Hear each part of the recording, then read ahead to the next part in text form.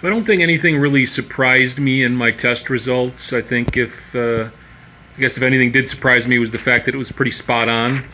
I'm pretty in tune with what my motivations are as a volunteer. I think it's important to help other people, and I know that about myself.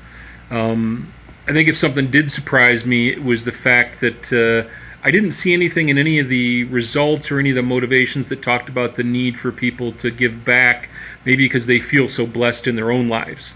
I suppose you could say that's covered under the values category, but I didn't see it specifically called out. And I think I feel pretty lucky sometimes in life. I can walk in my house and flip a switch and I have light. I have an air conditioner and I can afford to turn it on. I have a pool when it's hot out, especially today's like today in Phoenix when it's 108 degrees out.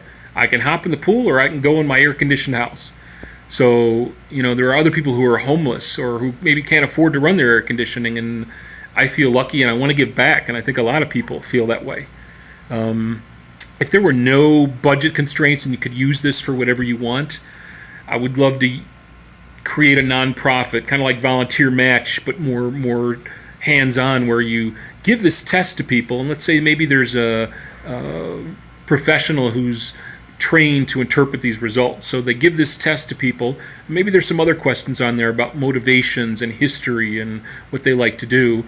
And you give this test to somebody, and let's say they score really high in a values category.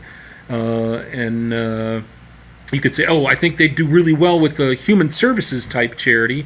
I'm going to match them with the homeless shelter. Or maybe you give the test to somebody and they score really high on a reactivity scale. And then you also know from other information that maybe they were adopted or came from a broken home. And you say, oh, you know what? I think this person would do really well in a child advocacy role. I'm going to match them over here with this organization that advocates for children. So if there were no budget constraints and you could create that or add that as an aspect to something like Volunteer Manager, or there was an online place where you could go and do that, that would be really cool.